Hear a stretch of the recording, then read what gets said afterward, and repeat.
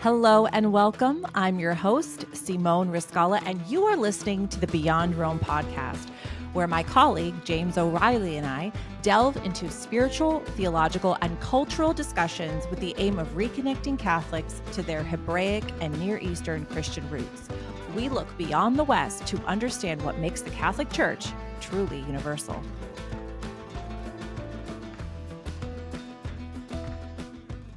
Well, hello, Philos Catholic family. Simone Rizkallah here, and I'm with my co-host, James O'Reilly, and we're so excited to have our very first guest on the Beyond Rome podcast. Nicole Delaney, welcome to the podcast. Thank you for having me.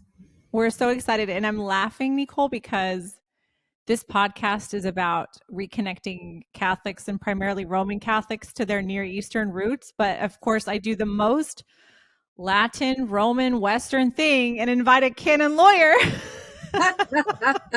as our first guest, which is pretty hilarious, ironic, and cool. And we're so happy that you joined us. And that's a really cool job, being a canon lawyer. So do you want to tell us just a little bit about yourself and what got you into canon law? Sure. So again, my name is Nicole Delaney. I work for the Diocese of Phoenix. What got me into canon law, I would say, was probably the Holy Spirit. Yeah, that's really the summation of a very long story, but I love it. I've been here I've done this for 15 years. So I started when I was 15. Just kidding. Me too. Yeah, right. But I think everybody's like, what does a canon lawyer do? They do everything. And I think people don't realize that we're here behind the scenes, making sure the day-to-day parts of the church run. We take the scripture and the catechism, and it's where the rubber hits the road, shall we say, how this beautiful, wonderful, crazy group of people functions on a daily basis. So I do everything from, yes, we work with annulments. That's what everybody thinks we do. But I also consult on hundreds and hundreds of things, including Eastern canon law quite frequently. So I'm excited to talk about that with you today. Oh, I'm so excited. And I, at one point, flirted with becoming a canon lawyer and had the code of canon law on my desk when I was a DRE at a parish. And I just, as if I was going to be consulting the law every day. I mean, James, can you believe that? You could see it, right? That's fantastic. You're trying too much to acclimate. Trying too hard. Just too much. But yes, I love, because I've heard you speak, Nicole. I've had you on the Endow podcast. And so I'm so happy that you're here today to talk about working with the Eastern churches. And it's so exciting for me to have a whole podcast dedicated to, the Eastern churches in a certain sense, our Hebraic roots, but also our Near Eastern Christian roots. And, when I actually speak about the Eastern churches, no matter how many times I'll say Eastern Catholic, they'll be like, well, so are you Orthodox? And no, I'm not Orthodox or Apostolic. I'm actually Catholic. And if you didn't check out the handout from last week, we have a cool handout that actually was inspired by you, Nicole, on the 24 Catholic churches and all the different rites. So thank you for that amazing contribution. So tell us what is it like working with the East? Is it Eastern Code or is it the Western Code? Which code are you working with? Very good question. Both. Isn't that the answer that every Catholic gives? Both and. Yes. So the church has two codes of canon law. We have the Latin code, and we have another big book, the Eastern code. So I am barred in the Latin code, but I had to take a class in Eastern canon law, and I use it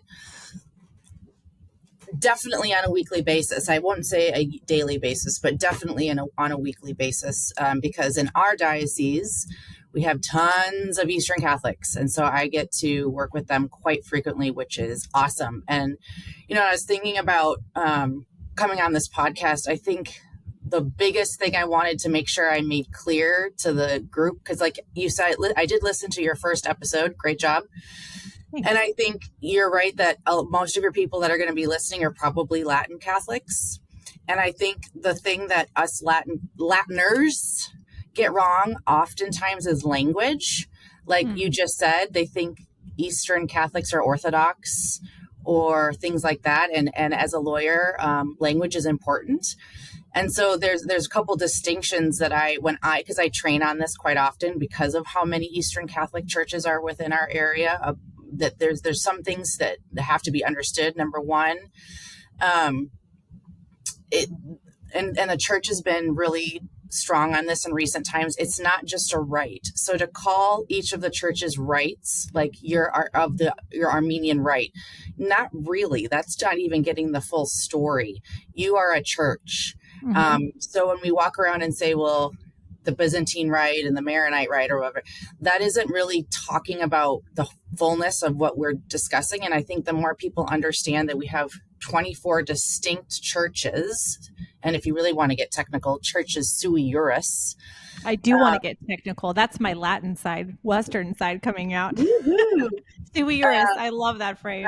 It is. And it's a great, and I know it's really technical. And I was like, I don't even know how to say that. Well, as long as you just say churches, you're doing better than saying rite, because a church is the entire hierarchical structure, the traditions, the liturgical rites, the disciplines, and so forth that make up that particular group. And I think especially us Latiners get a little confused. They think, well, because we use the word rite, that could include like the Ambrosian rite or I noticed one of the comments was, well, the Anglican ordinariate. Well, that's not what we're talking about. We're actually talking about a complete church.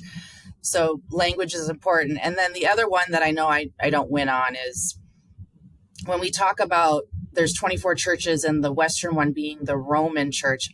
Latin is almost a better word because it almost makes it seem like, I think that's where you get the distinction between the Orthodox and the Eastern. If you're not under Rome, then you must be Orthodox. We use Latin, which if you look at this code, it's the Latin code, not the Roman code. I think that might help with the distinction between the fact that we have Orthodox versus Catholic, and there's the Latin, which is the Western church in the church, and then there's the Eastern churches of those 23. So again, very technical, but I think using good language will help people understand that we're not talking about Orthodox. We're not talking about, different rites within the Roman or the Latin church, things like that. And that might just help understand. Yeah. And I think that there's a beautiful short 3 pages decree, I think it is, from the Second Vatican Council called Orientalium Ecclesiarum. I'm butchering it. Okay. And it has a beautiful line in there. I don't know if James, if you happen to have it popped up, if you don't, it's okay, about how each church has its own, like you mentioned, Nicole, hierarchy. So the patriarchs, ecclesiastical laws, that's the sui juris part, disciplines, and rights. So, we're all Catholic, so we're all united under the Pope. But in terms of the law and in terms of the way we worship and in terms of certain rituals and disciplines is very different. Like, for example, in my church, in the Armenian Catholic Church, this is going to make Latin Catholics jealous. If I miss Mass on Sunday, it's not under penalty of mortal sin. It's an obligation, but it's not under penalty of mortal sin. That's quite a difference, I would say. Marriage is different. You probably know more about Armenian Catholicism and marriage than I do, Nicole, but I can't, if I got married, I would have to follow my own church's rules about it. And is that something that you work with marriage cases, I'm assuming, a lot? Yeah. So like the biggest difference between the East and the West on marriage is deacons can't preside at the weddings of Eastern Catholics because of the requirement for the priestly blessing. So, marriages between two different types of Catholics, there is jurisdictional issues, not bad things, but good things. As a tribunal, I only have jurisdiction over Latin Catholics. So if somebody needs something of my services and they're not Latin, I have to send them to their own tribunals and things because we don't have jurisdiction over them. And I think, people can be like, well, why does a church act like this? Why are they have so many rules? And it's because, about anything, but about this particular issue is we want to preserve those 23 Eastern churches because they are our heritage. And the Latin Church is the largest of all the 24. In fact, all those 23 churches together do not equal the population of the Latin Church. That's how big the difference is. And we don't want everybody to just become one big Latin Church because we've then lost our heritage and who we are. So all these rules are meant to protect who we are. And we're the most diverse group of people on the planet, and we want to keep it that way. Yeah. And what I appreciate about the document from the Second Vatican Council is that you read it and you feel it from the document that we really want to encourage people to belong to their churches and to their spiritual heritage, which of course belongs to the inheritance of the universal church, Right. but in particular to your own church. And Nicole, I haven't told you this, but I was speaking at the Sikh conference in January, and this young Egyptian Armenian 20-something-year-old comes up to me after my talk and goes, "Oh my gosh, you're Egyptian Armenian too?" I went, "Yeah." "And you're into theology?" "Yeah." And so, because there's not that many of us, and he goes, I'm apostolic, but guess what? I'm converting to Roman Catholicism." And I went, "No, you're not. First of all, you're not converting, you're already Christian. But second, you can't become a Roman Catholic. You're going to become an Armenian Catholic." And he had no idea. So now he's a happy Armenian Catholic, but going to mass at a Roman church because there isn't an Armenian Catholic nearby, but he's still maintaining his Armenian Christianity, Armenian Catholicism, while going to mass at a Roman Catholic church because that's the only option anyway. But it was so providential meeting him so that I could explain to him, no, you belong to our bishop. You belong to the Armenian Catholic bishop. So that was a very, very cool encounter. But that's the other thing I think people should also know is that as a Latin Catholic, you can go to mass at any of the Eastern Catholic churches. It still, quote, counts. Mm-hmm. Absolutely. In fact, I encourage that because I hear so often the Latin church is the American church. So everybody just knows that. And that's sad. Like there's just so much more. So I know not every community has the breadth of opportunity as a place like Phoenix or any place in California, for example, or some places on the East Coast. But if you have, a Byzantine church, a Maronite church, there's 23 different kinds. So there's options. I definitely encourage that. And you'll see the differences and the beauty and the diversity, which is really cool. Yeah. James, I was surprised when we talked about this, James, that you knew about the Eastern churches at a young age. You're young. You're just Fairly. flat out young, James, but a younger Right. age. And so what's been your experience of them, being an Irish Roman Catholic? Irish Roman Catholic. It's funny because there was one time where I told someone I was an Irish Catholic and they're like, "Oh, you're not Roman Catholic?" I was like, "Well, yes, but with the Eastern churches, though, I think it was back in college or end of high school, and I was just intellectually curious. So I remember seeing some podcasts. It might have been Word on Fire, Bishop Barron, some podcasts like that, and it was just on the different Eastern rites. And I remember looking into it and just learning about it and being like, "Wow, okay, there's a whole other world." Not that I was trying to get away from Latin rite or anything, but it's just fascination, right? As Nicole, you said earlier, it is our heritage, and so much of our faith comes from there. The 23 different rites too, where it's there are so many of them, but they're so local. Churches, the not notion rites, of James. subsidiarity. Right. Sorry, right? Churches. That's right. Being introduced to that at a young age was definitely conducive to getting into work with Philos and all of that, and definitely kind of a catalyst for it as well. We were wondering, Nicole, what was your most challenging case legally and your most challenging case pastorally? You know, the pastorally, what actually comes up is an Eastern situation. I have found, because of the great amount of ignorance of what you guys are talking about and doing, and that there's different churches and they're all equal in dignity and all that. When I have had to tell people that they weren't Latin, but they were Byzantine or whatever, they take that very, they're offended, to put it just out there. And Yeah. and then trying to explain to them, there's nothing to be, I'm not saying you're not Catholic. I'm saying you're this kind of Catholic, and that's a wonderful and beautiful thing. And I've actually had people get so mad that they stop communication with us because I can't hear their Wow. cases. Yeah, I can't hear their cases. So I have to explain, well, because you are blah, blah, blah, I'll help you get it to your right place. They take offense at that. And that saddens me that they don't understand that it's first, because it basically what it ends up being is they might have even been baptized in a Latin church, but baptism doesn't change what church you belong to. You are Right. you are who your parents are. So somebody presents a Latin baptismal certificate, but I get a sense for whatever reason that they're not actually Latin. And then I have to look into that. I discover that they're not, that they're whatever they are. And I have to explain that to them. Without fail, it becomes a offensive situation where in fact, one time I had to tell, this was somebody getting into marriage. She was a Latin Catholic. She was marrying an Orthodox, but she wanted to do it in the Byzantine church. Again, this just,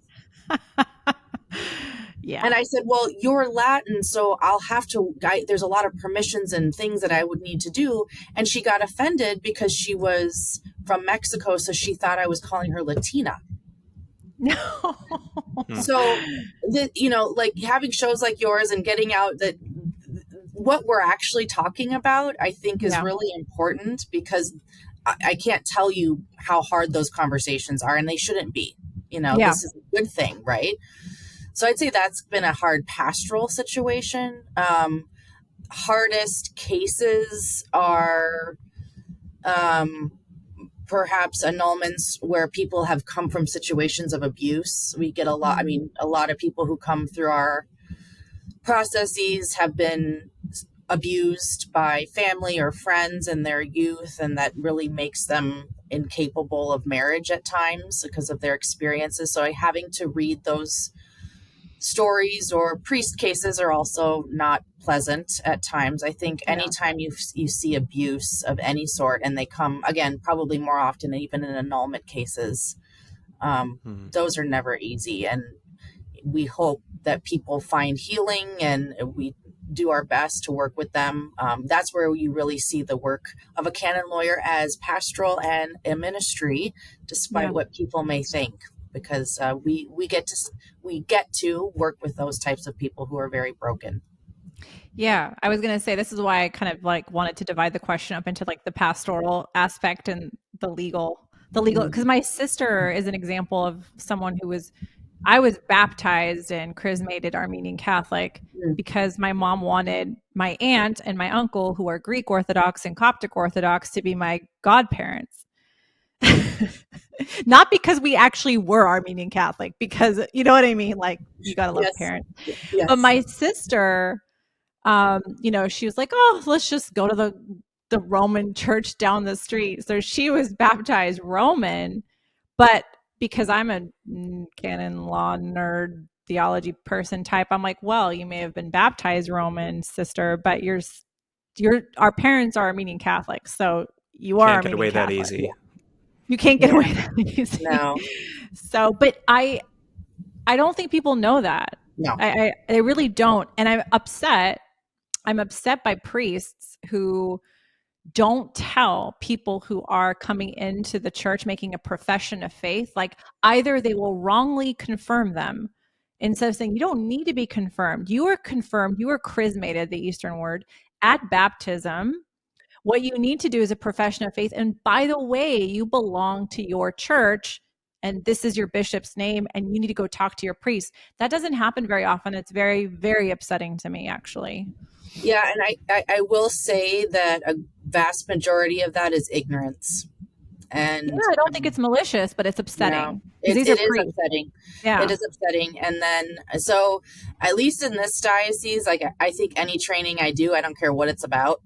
It might not seem like it's relevant, but I put it in there. If there's any sense of Easternness, they need to call me, because it does make a difference. So hopefully people are learning, but the sad thing is, it's not even just the Latiners, it's the Easterners who are attending our parishes, like your sister, who they just don't know. Because, and then when you present a Latin baptismal certificate, it makes it even more difficult, because then the pastor's like, well, she's submitted a Latin, certificate, so that must be who she is. Right. When, Right, exactly. Is that why you think, historically, the historical context of this Vatican II document, was this like with the hopes that clergy would read it and be more attuned to these kind of pastoral issues?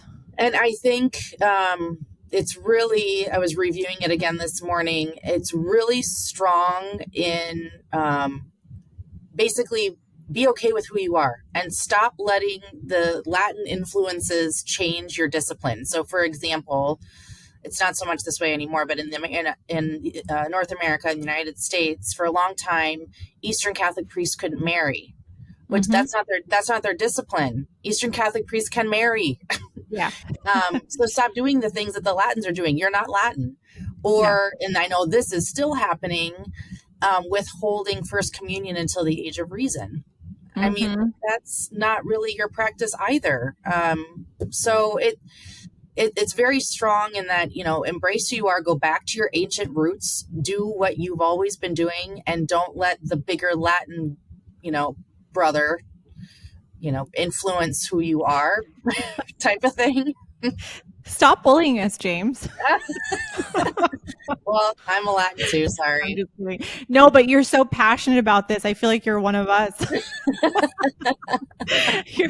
just the cold calculating. Just be who you are.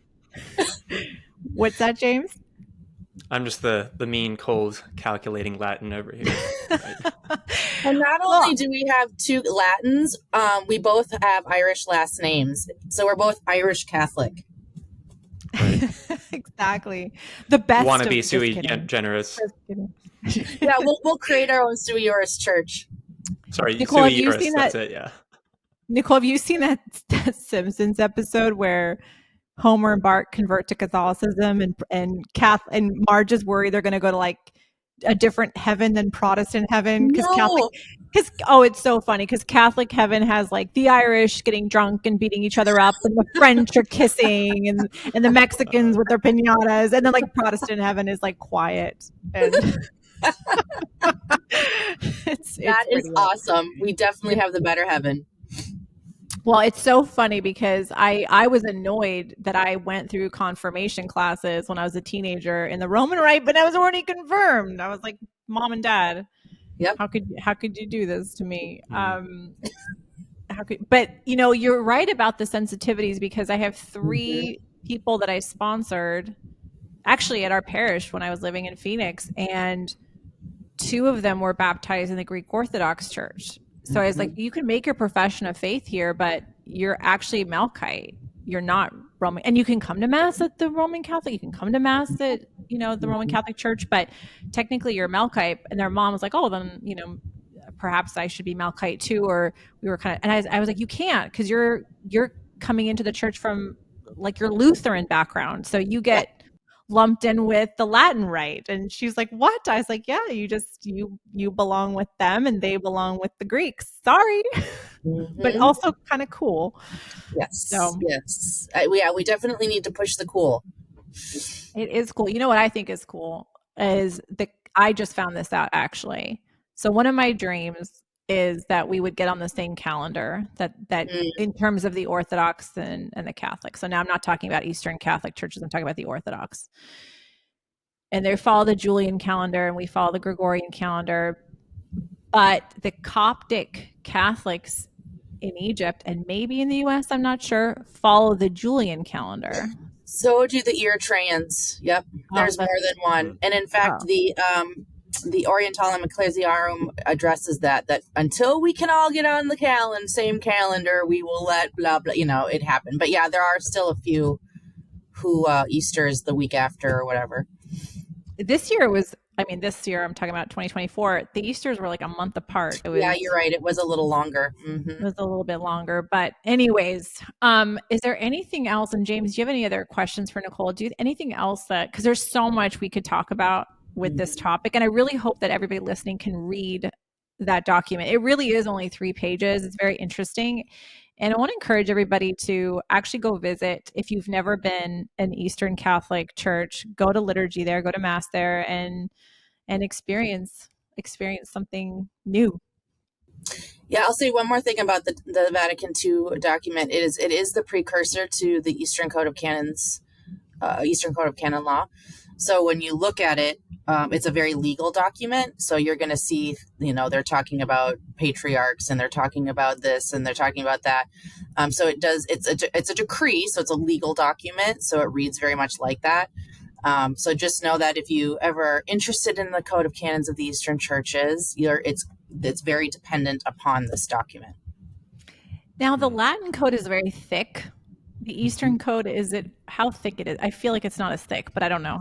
Yeah, so there are 1,752 canons in the Latin Church and 1,500 and change in the Eastern Code. Oh. So it's not that much, but it's because it's the Eastern Canon Law is always pointing towards the laws of the particular churches. So it says, this is the general norm, but, Maronites and all you individual 23 churches are going to have to make your own norms regarding blah, blah, blah. So it's naturally shorter because it's pointing it back that your individual church is going to have to legislate on this. Yeah, that's what I was wondering, because it's an Eastern code for all Eastern Catholic churches, but they're all churches sui juris, so then it just depends on the actual church. When was the Eastern Code developed? So it started, they talked about it at the First Vatican Council, just like they did the Latin Code, and it had some fits and starts, and we actually didn't get our first code for the Eastern churches until 1990. It went into effect in 1991, so it took quite a while, whereas in that time period, we had 2 Latin codes. So, but if you imagine, how do you possibly put 23 churches into one book? I mean, that's quite a task. It's a necessary task, but it's enormous. Yeah, because the Western Code, was it 1917? Am I making things up? Okay. And then I promise I'm not showing off. I really did just pull that out of my head somewhere. And then is 1983, right? Correct. Correct. Update. Correct. What are the big differences between the 17 code and the 83 code for the Western Church? So it's a lot smaller. There was over 2,100 canons in the original code. First of all, it was our first stab at a code. And just to be clear, just because we only had a code in 17 for the Latins and 91 for the Easterns, we've always had canon law for 2,000 years, even before, because you have the scriptures and you have different legislators legislating in particular ways. We just didn't have the convenience of a codal system until the 20th century, but we've always had canon law for all 24 churches. That's not new.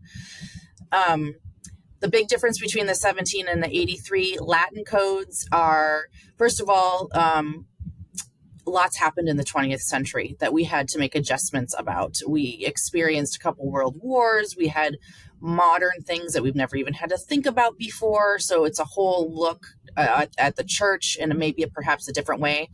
The Second Vatican Council was integral to the revision of the code. So the 83 code is completely dependent on the Second Vatican Council, just like the Eastern Code is on, we'll kind of call it OE, the Latin, Orientalium Ecclesiarum. Cool. But a lot of the penal stuff was removed from the Code of Canon Law. It just reorganized, simplified, made more succinct, to kind of cut away those 400 canons that we got rid of. Just, again, it was our second version of a very good attempt on our 1917 code to kind of get all our law into one book. But the last one is more succinct. Again, some of the sanctions in the law were removed, things like that. Interesting. Because it wasn't one of the changes with the 83 code that you could belong to the church of either your mom or your dad if their churches were different? That actually came with the Eastern Code, not the Latin Code. That didn't come Ah. until 1991. Oh, So when people interesting. ask me, like, what church do I belong to? I have to ask, number one, who are your parents? And number two, what year were you born?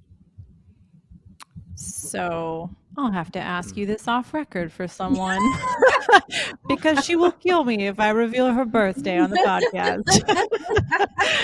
That's fun. All right, James, any final thoughts or questions before we say goodbye? And Nicole, we're so grateful that you had this conversation with us and hope everybody appreciates it.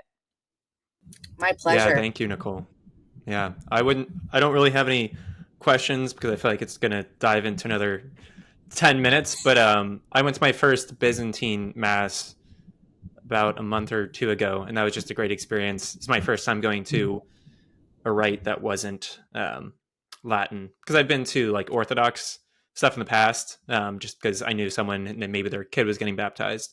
But being able to actually fully participate in a Mass that was the Byzantine rite was just an awesome experience. And then just seeing so much of what does connect us, but also just the rich symbolism and just, yeah, that local tradition that still survives. This was in New York, but still kind of opening up the Mass in a new way, again, with the different rites. Even when people go to Latin Mass versus, well, I guess TLM or Novus Ordo, it's like, whatever the opinion is, it's like you see the Mass in a new way. And I think these 23 churches, that experience helps to see the faith in a new way too. So that was just a beautiful experience. And I definitely recommend people going and, yeah, meeting Near Eastern Catholics, trying to go to the rites. And just participating in the richness and the fullness of the faith. That's awesome, James. Well, if you decided to go check out an Eastern church because of this podcast, shoot us an email or a comment and let us know. We'd love to hear it. Thank you, everybody. Thanks, Nicole. Thank you.